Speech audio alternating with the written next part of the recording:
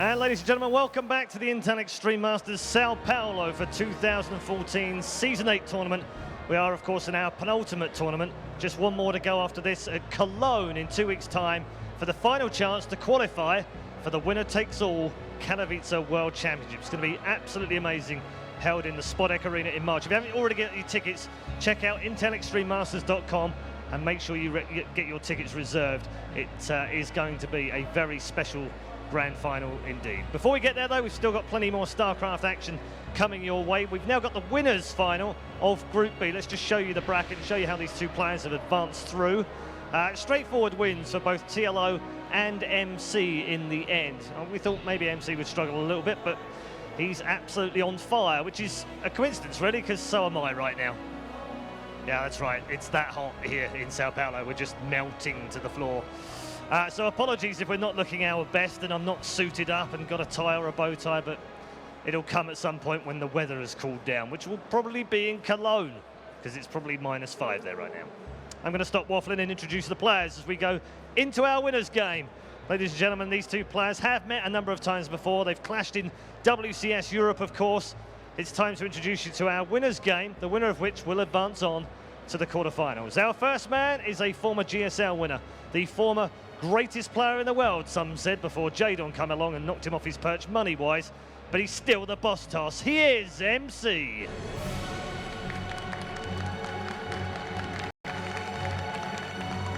And he goes up against a well-known face in European WCS and, of course, European StarCraft, a man who made a name for himself back in a very, very old game called Supreme Commander and made his way all the way through to StarCraft. He's the German Zerg. He is TLO.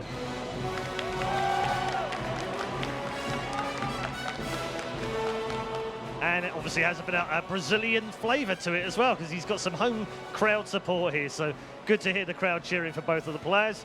Enjoy the game. Let's go over to the commentary teams in Portuguese and in English. Thank you very much, Red Eye. Here we are, Rotterdam, together in our purple shirts. You got purple pants as well. I got the purple pants on as well. I'm a purple Power Ranger today. How have you been enjoying Sao Paulo so far?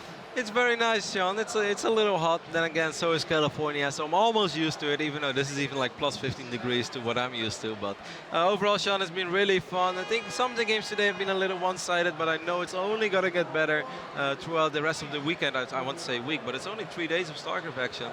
But I think our next series is going to be really good. Probably the best one that we've seen so far. Probably the closest one that we've seen so far. Yeah, I completely have to agree with you, because so far, I think it's safe to say that all the games we've seen have been quite predictable. The expected winner has won. But this game could be different. It's not as easy to predict, even though I think a lot of people are expecting MC to take this one. It is, as you say, one of the closest games we've seen so far, or will see so far. Now, of course, you have to...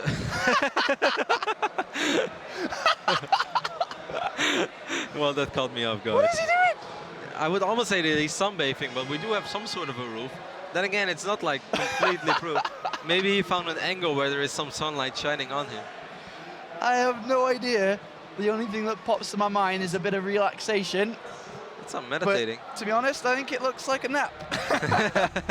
Maybe Sean should wake him up. Let him know he's playing. All right, well, that's the way he's going to approach playing the boss toss. Of course, MCA, two-time GSL champion, is the highest earning StarCraft player. He's an absolute monster. More so than, in the past couple of years. He's got fire inside him once again, Roddy. Yeah, he looks good. We spoke about this a little off the record as well in the last few days. There are always these moments throughout, at least there has been these moments throughout the entire life of StarCraft where you feel, you know what, I really think that MC's time is sort of over right now. Like, he's been super successful, and he will probably have a little bit of success here and there, but this is it. Like, his style does not work. But he's able to adjust himself so quickly to Neil's styles, and he just blows you out of the ballpark every single time with not just his success, but the way that he gets there. Just show that he's capable of switching things up so quickly. He's able to learn new stuff, and at the end of the day, MC is one of those players. He just gets it. He just knows how to play this game, and it doesn't really matter what's the meta game, what's popular, what he's supposed to do. MC is just good, man. I think one thing that's always stayed the same is his aggressive nature. MC will be in your face, and he's not afraid to be there. Rotterdam, of course, MC most recently leaving SK Gaming at the end of 2013, is now a part of the esports agency in Germany. And TLO and stayed with Team Liquid since 2010. Yeah, July 2010. He's been a long-time member of Team Liquid. He's had a rocky career in StarCraft, though lots of ups and downs as TLO had throughout it. Probably more than almost anyone in the European scene, I'd say, because his highs have been very low, but his downs have also been quite low. But right now, I'd say we're somewhere in between. It's really weird because like the early stages and basically anything up to mid-2013, TLO was doing really well. And people were like, wow, TLO has finally found his groove with Zerg. He was posting consistent results, always like make to the playoffs at the DreamHack that he attended. Good runs here and there, did good in WCS Europe Season 1. But after that, it fell off a little bit again. And now I feel that he's back on the uprise. And no telling how high it can go. Both players have been putting in a lot of practice. We had the opportunity to speak to them before coming out on the main stage. TLO has been practicing a lot. Likewise as MC. MC said throughout the majority of last year, he was only playing a couple of games a day. And he wasn't lying. He was saying, 1 or 2 games here, maybe a little bit more on a good day, but not a lot. In 2014 so far, MC said he's played 30 to 40 games every single day that he hasn't traveled. He said that his control and his execution has always been good, but in the previous years, he's fallen back on his mechanics a little bit. They haven't been as strong as they used to be, but he feels in great shape. And you know how MC's always confident, he always says he's going to win a tournament. He said to me, I'm not bullshitting right now, Paulo, I'm serious. I'm getting top 2 at this tournament. And it wasn't just confidence. There's just something about him that he's entered this tournament and he is looking good. Of course, top 2 is extremely important because that will guarantee you that ticket to IEM Katowice. I want to say later this month, but it's in roughly 2 months from now. It's in March, Katowice. So even a little less than 2 months, I'd say. Yeah. It's going to be sick. Of course, TLO aiming for the same thing. The loser of this series will play the winner of Hello Kitty versus Shakti. That's going to be played after this. Either way, I'm just getting ready for a really cool and hopefully exciting PvZ and probably the closest series of the day. Yeah, this should be absolutely great. I mean, they've played so many times in their history in StarCraft 2. MC's edged out. He's got 4 wins in best of 3s to just a single best of 3 win for TLO, 4 games to 1. MC historically always beats TLO. Well, let's find out now how this is going to shape up. The first map is going to be Habitation Station. I don't think they've ever played a best of 3 on Habitation Station, though. I don't think so, Roddy. I don't think so. I'm pretty sure they haven't. MC there sporting his Global Esports Management t-shirt. And it is now time ready to jump into game number 1. This should be a good one, as you said, should be the best of the day so far. Let's find out, because up here in the top right, of course, is MC. Playing under the tag Mitchell, his real name, first name. And he will be going head-to-head with, of course, Liquid TLO, Dario Wunsch, as the Germans call him. MC was very keen on picking red because he said the red force fields are sick. Unfortunately for MC, we don't have that option toggled on. He doesn't know. He can pretend they're red, though. And then TLO said, that's fine, I want blue anyways, because blue spine crawlers are amazing. And I'm not sure if that was some sort of mind game, like why the spine crawler, but... TLO's like the Jedi here. And of course MC is the evil Sith Lord. And these guys will be going head-to-head. Do you have any personal favorites then, before we really jump into this? Your favorite in MC? MC is just good at winning, so it is kind of easy to go with MC. But I do think that TLO is capable of taking a map. I think MC is going to win the series 2-1. But I wouldn't be surprised if TLO is able to find some sort of a window opportunity where he will be able to surprise MC. Because let's not underestimate TLO. A good TLO is almost capable of defeating anyone, especially in ZVP. I think this is a matchup that suits TLO reasonably well, especially because he too likes to be aggressive. He's not a swarm host player. He's the opposite of a swarm host player. Yeah, that's exactly right. I managed to speak with TLO and he said he idolizes the way that Jaedong plays. So strong, so mechanically strong, so fast. And just overall appreciates his playstyle, which, as you said, is not swarm host. And we'll see how these two styles do interact against each other. We do see MC with a gateway without a gas here. Oh, this is cool already, Sean, as we see the hatch first going down at the gold base. And I'm very eager to see what MC is going to do about this, because I've actually had like mixed thoughts of how I should go about this. And we spoke with TLO about this map as well. And he said, like, I don't think it's particularly good for Zerg, because gold bases can be even better for Protoss than they are for Zerg. But Protosses are not that smart. So MC's going to see this hatchery, and it's obviously later. He knows he's playing against a 3 hatchery build now, including most likely the gold base. I think just now he knows, because it could have been a pool before a hatch. What do you think is MC going through right now with his thought process. He's probably going to guess that it's been the gold base been taken. He hadn't have taken anything early that he could have been aggressive with, having gotten that faster Nexus. What's the first thing that pops into your mind, really, you think, here? Maybe some 3-gateway aggression, because this base is, of course, quite far away from the main. He is still going to expand, of course, because you don't want to do. He's also dropping a fort, so what I just said, Sean, is already wrong. He's going to try to cannon this. I don't think that's going to work. It's too late. Well, the spotting pool is actually super late, so... Yeah, this is MC's going to go for this here, immediately throwing down the forge. So 2 drones have come across here, and TLO will spot this. Another pylon has come down. TLO not bringing any more drones, obviously. It's quite a way to go. And is this going to work? Remember, there is a Zealot on the way as well to support this if it gets over there. Rotterdam. There is the first cannon. He's going to need speed links ASAP. I'm just curious, Sean, how this is going to go. That Zealot is going to complicate things. That's going to complicate things a lot. There is a Queen on the way, there is a Spine Crawler on the way. This cannon will most likely get cancelled eventually. The other cannon is going to go up, but this Zealot changes everything. Surely TLO cannot defend this location. 4 cannons, another Zealot not far away. 1 cannon gets picked off, or should I say cancelled there, but with 3 cannons. Yeah, I think you're right. This is unholdable right now. All these Zerglings are going to make their way across the map. MC doesn't really have anything at home. He is dropping a Cybercore right now, but of course he does have these 2 Zealots, which can just chase away these slowlings. All right, well, let's find out how this is going to shape up. TLO surely cannot be looking to hold this. We'll find out. 2 Zealots in the middle of the map. Do you get surrounded? He's still building Zerglings. He's going to try. Is he going to go to break actually break the natural of MC? Yeah, I guess that's his best shot. Maybe he's able to force a cancel on the Nexus. If he destroys the natural Nexus, then surely he can go back to 2 bases and sacrifice the gold. There isn't really a whole lot for MC on this side of the map. He just has a single Zealot. Yes, MC is having cannon in his main mineral line, but he doesn't have anything on the low ground with no Mothership Core, delayed gas. Yeah. There are 2 If Zealots. he can get this Nexus, he's already droning behind this. Can he get the Nexus, though? That would put him in a comfortable position. 2 Zealots, a Stalker halfway through being completed. Remember, Zergling speed has started. I guess it's kind of a little bit far away from completing, though. It's all going to come down to the engagement. He cannot fight the Zealots unless he gets a really good surround on them. There are probes here to help out as well. Probes are extremely important because it will make the difference between a Zealot hitting a Zergling 3 times or 2 times. And here we do have the Zerglings getting in there. A lot of probes are going down. Zealot as well, and TLO's cleaned up all those probes. It's 28 drones to 16 probes. This is good enough, Sean, especially with speed more than halfway done.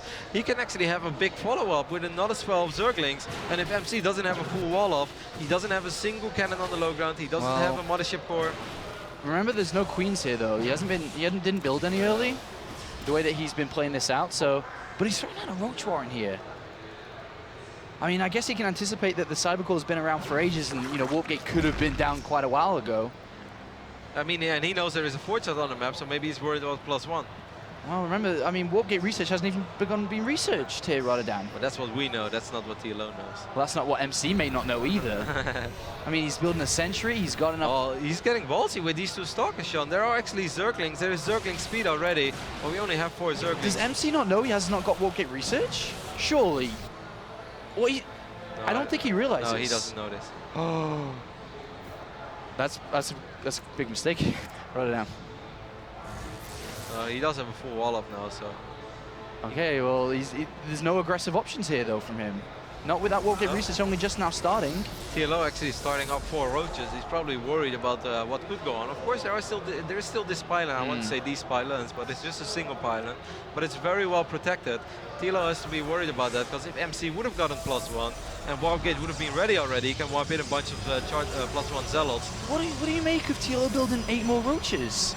Surely at this time he must know that the Mothership Core must be close to being finished, if not already out. He can't be hoping to break this natural. Not without Burrow, I think. I mean, what does he do with all these roaches? Is he looking just to bring down the cannons, maybe, to get back on the gold base again? I mean, this has been a very unorthodox game. Not 12 a game links? 14? Okay, he wants to be aggressive. I'm not sure, Sean. This is... The Mothership Core is out. Obviously, it doesn't have enough energy for Photon Overcharge immediately here. But there are a couple of force fields. Warpgate isn't done, I suppose. So it's not like he can warp in 3 sentries immediately to hold on against this. MC could have actually caught a glimpse of these roaches with his piling and his cannons, and now he's going to see them, of course, with the Mothership Core. With these sentries, he should be able to buy enough time to get at least 1 cannon up. If I was MC, I'd get another cannon, because this is like, hey, this is quite a few roaches, man. Oh, he's going to warp with another pylon here. The Mothership Core's at 70 energy. He needs 100 to be able to use that time warp. He needs some more force fields here. He could really use warp gate technology. Yes, he could.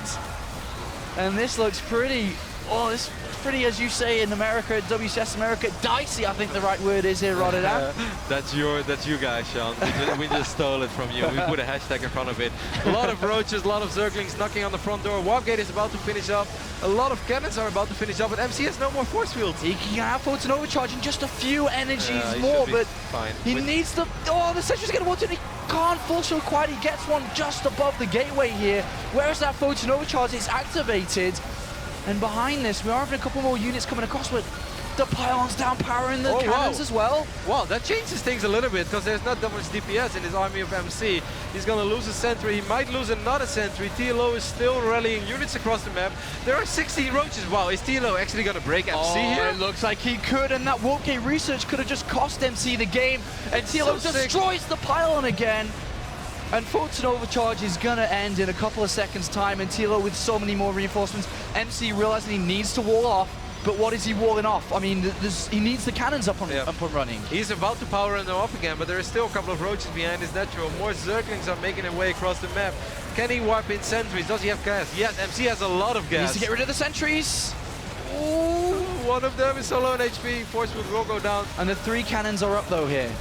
Yeah, but they're so far away from the south side of this base that if MC cannot protect his mineral line, this is still going to be extremely annoying. And TLO has got a 3rd hatchery down behind this. He's building 4 additional drones. He has MC where he wants him. And look at MC, he's dropping 2 Stargates during all this, Sean. Well, only MC would do that. Only MC would do that, as he's taking a lot of damage on his natural nexus. He does not want to lose it. A couple of force fields do come down to push these units away, but TLO is targeting the nexus. He's going to have to use the probes. There are a lot of low HP roaches. I think he might. No, he's not going to be able to keep the nexus alive. This nexus will fall. Yeah. No, you have to focus it, TLO. He will get it. He gets the nexus. A big win here for TLO. And what a fast and furious game from both sides. Oh, the drones are even over here. That's a bit of a miss rally, as they'll have to go home. And MC is crippled from this point. What does he need to really get back up and running again? Does he just need to sit back? Does he need to move out? Look at TLO as well, already dropping sport crawlers, realizing that he's in a great position right now. The only thing that could possibly really ruin him is A, an Oracle or B, a Dark Templar, so why not make a bunch of spores? MC, unfortunate for him, even has to take out one of these pylons. A crazy game, Sean, a very unorthodox game. Yeah. But great way that TLO, I mean, TLO handled a couple of things really great. Picking up these 2 zealots early on in the middle of the map, that really helped. I still don't think this would have been as effective if MC would have had quicker warp gate. Yeah. But picking up that pylon as well, on powering those cannons, really crazy game, really fun game so far. All right, well, MC has decided to build 2 oracles at a time here. And he's going to move over. As you said, there are spore crawlers in each one of these mineral lines, apart from the 3rd base, bear in mind, which MC is going to go over and find. MC does have +1 attack researched. TLO only just now starting that +1 of his own. I don't think we're going to see a whole lot of gateway units in the near future from MC though. He's going to work on this first queen immediately, and then he's going to see the natural, what you mentioned as well. There's already a spore crawler. Well, 2 void rays now being made behind this as well. Where is MC looking to do? He's going to come over here with the oracles, and he's going to bring down another queen here. That's 2 queens. A bit of harassment has been done. But MC only has 2 gateways behind this. 2 gateways and 2 stargates is his only production at this point. He's going into void ray production now. What a bizarre game. I've not casted a lot of CVPs like this. You think that TLO should be looking to throw down the Hydra Den soon? Especially knowing that these oracles are out? And I think he will, because he's already getting missile attacks as well, so I think that's an excellent suggestion, and I think he will do that. All right, well, looks like TLO is going to put some overlords in the middle here to start some creep spread throughout the middle, because he has not had the opportunity to do so. And MC is going to take a 3rd base here. This has gone unscouted, and TLO just simply doesn't know what MC is doing behind this. He's making a lot of roaches. Of course, we saw Mondragon do it once upon a time, roach against Void Ray, but I think that the times these days are a little different, especially with these sentries as well, with the Mothership Core. I do think that, you know, TLO has to be careful that he doesn't produce a ridiculous amount of roaches, and then he won't be able to break MC. Well, can MC hold on to this? He's got quite a few sentries, 4 sentries with a lot of energy here. Is he going to be able to use... He's got 3 Void Rays in the main base. He's going to see these units in the middle of the map now with the Mothership Core, so he's got to bring these Void Rays down. If MC can hold on to this third... Let's not forget, he has cannons in the natural as well, so he doesn't really have to worry about the natural. He might lose the third one time, but TLO is going to lose a ridiculous amount of units if he decides to commit. And he doesn't look like he is going to here. Sick force fields there by MC. Oh, beautiful. He's going to trap a lot of these roaches, and now TLO's, I suppose, forced to attack. He's going to move in. Time Warp is activated. He's got the Photon Overcharge available. Oh, no, never mind. He's going to use the second Time Warp, and the Void Rays are melting everything here. And MC holds on, and that attack there, that choice to build those units for TLO has not paid off. You think that MC's way back in this now? Yeah, just like that, he's back in it. I would even say that he's slightly ahead. I mean, supply-wise, he's ahead. He actually has 20 army supply lead. He's only down 10 workers. TLO doesn't have fantastic tech behind this. He doesn't have a Hydra Den. Just the infestation pit is going down right now. Roddy. He doesn't have a massive upgrade advantage. 5 Void Rays and an Oracle. Can they break this third? A Queen and 2 Spores? Maybe, I mean, maybe he can reinforce with some Queens. More Spores are going down. He's actually repositioning one of the Spores. This could get dicey. Oh, okay, so he's going to move back here. Queen's not coming down. There's not a lot of anti-air right now. There's 3 more Queens being built. And MC putting the pressure back onto TLO, who, remember, at the start of this game, destroyed that natural, but on the other side of the map, there are roaches there. MC will hold off with force fields. And it looks like, is MC going to be able to keep the hold up? He doesn't have that much DPS here, but maybe he can re-rally some Void Rays. That's exactly what he did. The 2 new Void Rays just spawned. They will take care of this Roach army, and meanwhile, at the same time, on the other side of the map, Void Rays are wrecking everything. GG. MC is able to pull that game around and put it in his favor. TLO immediately glasses off, rubber the eyes, and headset off too. Whew. That was an intense game from both sides, but MC, as cool as a cucumber, sits there and takes a sip of some orange juice or mango juice. Brazil has some great mango and orange juice. And they're very proud of their mango juice. It is beautiful. We had some coconut juice yesterday in the park as well. That was great. If only I had my pom-pom. If only. I know, that was a really fun game. Wow. I don't really have other way to summon it up. Like, What do you think's going through his mind? Like, look at him. Probably a little frustrated because he felt he had it and he was in a great position. He was ahead economically. I just, you know, the choice to make all those roaches against all these Void Rays was obviously not the right one. Do you think it's a lack of scouting potentially, that he didn't know it was double Stargate, that he didn't know MC had the capability to build double Void Rays? Yep. Because if he didn't, then maybe those Roach and Links could have worked. It is perfectly possible that TLO indeed thought that he chrono boosted out 2 oracles of 1 Stargate, because that's something that a lot of Protoss players do. Sending out the single oracle, that can often not be that effective, because, you know, the Queen will put up a good fight. By the time that one Queen dies, a new Queen arrives. Yeah. So often what Protoss players do is they save up 2 oracles of 1 Stargate, and then they send them across the map. So I do think you make an excellent point there, Sean. I think he thought he was playing against a single Stargate. Oh, a little bit unfortunate there for TLO. A fantastic start for him throughout that game. But it is MC who was able to capitalize on a couple of errors there from TLO in the mid-game and finds himself 1-0 in the lead. And remember, the winner of this best of 3 advances to top 8 at least, guaranteeing themselves $1,000, 250 WCS points, starting the year with a bang when it comes to the WCS points. And of course, getting closer and closer to top 2, where you would qualify for that $100,000 winner takes all tournament in Katowice, which I'm sure MC wants to play in. MC already knows how he's going to spend the money. That's right, man. He wants that car. He wants that R8. But imagine MC in an R8. I cannot imagine it. I can. I mean, if listening to Drake on the highway, Roddy? I'd be jealous. I'd be jealous. I'm not going to lie. I mean, if MC really wants it, he can already get one. Yeah, probably actually that GSL money. And yeah, he's won a lot of tournaments and he's won a lot of money over his StarCraft career. It seems like game number 2 will be played on Polar Night. TLO got close to winning game 1. I still believe that he has what it takes to at least take a map. It's just a crazy game on Habitation Station, Sean. You cast a lot and we see a lot of StarCraft, but I haven't seen a whole lot of games that unfold like that one did. Just a lot of cool decisions made by both players, some were the right ones, some were the wrong ones. Either way, it was good fun, and I enjoyed it. Have you been bitten by any mosquitoes yet? For a second, I thought you said pissing. I was like, what? Pissing near mosquitoes? Why would I do that? No, man. No, I have not been bit by mosquitoes yet. I've got 4 bites on my legs from just today. How am I the only one that's been bitten? Is it my English blood? Yeah? I mean, you are kind of a hottie, Sean, so if I was a mosquito, I'd probably go for the blood. Come on, don't steal your own hashtag. Hashtag Roddy is a hottie. You're a sick man, Sean. Polar Night is the second map here. We are ready, and we are in it immediately. MC does lead, but up here at the top of Polar Night, must win the next 2 in a row. Playing for Team Liquid, of course, is the lovely one. I've never heard that. That's cute. It's my private nickname for him. And then down here is none other than Jan Minchel, also known as MC. The boss toss, the president himself. The man who's just really, really, really good at winning. And he showed that in game number 1. Oh boy, did he show that. Hey, how did you feel? Like we almost had no opportunity to talk about it, but how did you feel about the reaction of MC to, despite opening up with that gateway first, follow it up with the Forge and go for a Zealot and Cannons? Do you think that's something that you can do often? I mean, it seems like very hard for a Zerg to stop because all the drones are so far away. That's, I mean... But what if TLO would have pulled 6 drones immediately instead of 2? But what happens if a fake pylon comes down and he pulls 6 drones, you know? Then you just put him at the gas, I mean at the gold as soon as it finishes up. Yeah. I really wonder, I would love to see that unfold once more. I mean, there's a couple of people that believe out there that as soon as you spot it early on, you immediately throw down a Forge and you're able to, you know, do a lot of damage to that third. But there's other people that say, well, it's going to be too late. And it has been, you know, 50-50, but I think MC showed us that that looked more than stable. You know, that was down fast. That was down and supported well by the Zealots. It looked like MC was more than confident and knew exactly how to pull that off.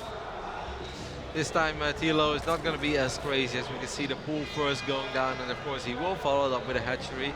Polar Night, an interesting map in ZVP. I know there are a lot of Protoss players who are just not a big fan of this map in general, but there are a lot of styles of Protoss which actually fare reasonably well in this map. What do you think of MC's build here, opting to go Gateway without gases into a faster Nexus here? Traditionally, when we see Gateway play and Gateway openings, it's usually complemented by a gas and assimilator thrown down. What do you think of MC doing this? Makes me think that he just doesn't want TLO to be that greedy. Like this is somewhere in between. He's like, if you're going to go really greedy, if you're not going to drop extractors, I might drop 2 gateways behind this, and I'm going to put on some 3 gateway pressure, which can be hard to stop on Polar Night if, you know, if your gas is late for a Zerg player. It's interesting. I don't have a whole lot of experience playing this style myself, so I'm not going to pretend like I know exactly how this is going to unfold, but I think that's what's going through MC's mind. All right, well, TLO's Overlord does fly across and above that Nexus, does spot the Chrono Boost in the gateway for that Zealot, also spot the double gases coming down and can know that the Nexus is also been planted. One of the main reasons why a lot of Protoss players are not a big fan of this map is just that it's impossible to hide something from the Zerg. Like, where are you going to hide anything? There's not that much area in your main base, and it's just Overlord heaven all around. It's just sweet spot after sweet spot for Overlords to idle on. And, you know, as a Protoss, you're going to have to play pretty damn straight up in this game, on this map. All right, well, the forward hatchery here for TLO for his third base. If he wants to play this game aggressive in the mid stages, this is obviously a forward push point for all his units to come from. It's not that far away from a potential MC third on the left-hand side here. But of course, that is looking into the future quite a bit here, and we'll see how the game does develop on. 2 Zealots, 2 Zealots is and a Stalker. And the Mothership Core. He's going to put a bit of pressure onto that third base here, Rossi. But how is he going to follow this up? Will he throw down a heavy tech building behind this? Like, is it going to be Stargate, or will it be what I originally thought, and that is just 2 additional gateways? But the thing is, like, even though TLO has put his Overlords in funky places, I'm not sure if I like this Overlord in the back of the base. Isn't it a lot easier to have the Overlord over here? Now he has to send in Zerglings all the time. But as soon as there's a Stalker out, he won't see the front anymore. And what is MC? He's Chrono Boosting another Stalker, so that's 2 Zealots, 2 Stalkers, and the Mothership Core here. Behind it, Stargate. Okay. And TLO has only got Zergling speed and has only built drones until this point where he has 6 Zerglings on the way. And he should obviously be wanting to do more. He knows his double Zealots, he knows the Stalkers around. And he's gonna have to, he's built 2 more drones over top of those 6 Zerglings. Does not want to underestimate this. No, these 2 Zealots, they do a ridiculous amount of damage on this hatchery in the near, in a pretty short time. So TLO is gonna have to produce a lot of links. They actually die one by one. This hatch might fall, as bizarre as that sounds. There are 16 links on the way right now, but there's still no speed. This queen that's about to pop will be in trouble as well, unless this other queen can somehow save it. This could already be a game-changing moment here. Well, we're about to find out. Stalker's targeted down that queen. Speed is about 25 seconds away. It's quite away. Mothership Core taking a bit of damage here. The Zerglings are coming in. With excellent micro and these 3 queens, I think TLO will be able to keep this hatch alive. And that's very well done. That wasn't easy. Mad props to TLO. And he does have Zergling speed now and can chase these units away, of course, the recall is possible. A wall only just now made. There is a hole, he's going to have to force fields. There it is. Force field some time. And now he can plant his units there. He does have an Oracle about to pop out as well, so if TLO does try to pressure the front door, can always use that defensively. TLO's been a little distracted because he had to worry about all his aggression, but I think he kind of realized as well, like, those gateways were very late. Something else is going up. I don't know what it is, but I'm going to throw down spores because, you know, whether it's DTs or Oracles, I'm going to have to worry about something. Yeah, that's completely right there. And he is looking frantically around the map for any pylons, any units. And I think he caught a glimpse of the Oracle, by the way. I definitely did, as he's bringing one queen back. And that Oracle is going to target down this queen. It's going to take a lot of damage there, especially with queens all around. Whoa, and he nice. loses it, Rotti. Not good. Not good indeed. Behind this, more units being warped in, another Oracle being built. Yeah, ballsy move there by MC to just let it idle. Yes, there was a low HP queen, but you know, Sport Crawler's doing a lot of damage to pretty much whatever. He's producing a second Oracle now as well. I think that's just to keep, you know, keep TLO in the back foot a little bit. Yeah. Try to see if he can pick up a few workers here and there. There will be a Void Ray as follow-up. I don't think he necessarily wants to commit to the Void Rays, but if he has any ambitions of ever taking a third base, he's going to need to rely on a Void Ray. Yeah. Because, you know, Blink Stalkers or Colossus or Storm is so far off. Yeah, I think he's going to move out very soon here to take a third. He's got quite a few units now. Definitely should be enough to support taking a third base. He is in on a few gateways, so he's not rushing out here. 3 gateways in total. Is he even looking to take a third? These 3 gateways are telling me no, even though it's still 9 minutes and 20 seconds, so this is not that crazy. Yeah. Work count shows us 45, but there's no additional tech. Like this, just gateway units and a single target is not going to win you the game. So I actually think it might be a crazy 2-base push. 14 drones on the production tab right now for Dario. All right, let's hope there's no more than that, because if MC is going to move out, which by the looks of it, as you said, it seems to be, then he might get stung here. Might get hit by an attack. 25 army supply currently to 43 for MC, but those drones are going to give TLO a fantastic economy. There is a Hydralisk then on the way, but I would love to see DLO just go absolutely crazy with roaches and above all, Sean, Burrow. Yes, there is an Oracle, but it's unreliable detection. It's not as reliable as an observer. Well, here comes Minchel. MC is going to move out now, and the unit production has begun, but has it begun too late? The Oracle and Mothership Core are above the Zalnoga Tower. This is going to be the standpoint for MC, down into this third. The third is low as well, remember. The most important thing for TLO is that he doesn't take a fight too early and a bad fight. Like, you rather lose that third base but get a favorable engagement later on. Did he already use Envision? Yes, he did. As 9 he's cleaning Hydras. up 3 tumors. He's baiting out Force Field. This is good for TLO. He cannot lose too many units. Just let him go. Can he get those these roaches on the right-hand side, they're trapped in. The Hydras are starting to pop out here, but MC has a lot of units. And this going to be broken here. The Void Ray is doing a lot of damage. And with just Hydras and Roaches, I don't think he's going to be able to hold on to this. 67 army supply, but a lot of it is in Sentry. Sentry's not that strong in a lot of scenarios. Another time bomb will go down.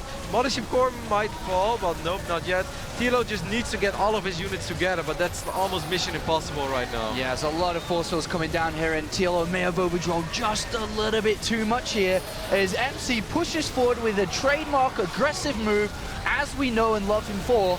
And he's destroyed queens, he's destroyed loose units, and he destroys this series. 2-0 and advances to the top 8 and says, "What's up?" into the camera. MC into the quarterfinals already. Sips on some mango juice, nods his head a little bit. Yep, that's right, that's what I do. I make it to the playoffs in big tournaments. Cool series though, Sean. I did enjoy it, and you know, this game you might look at it and think like, that wasn't all that close.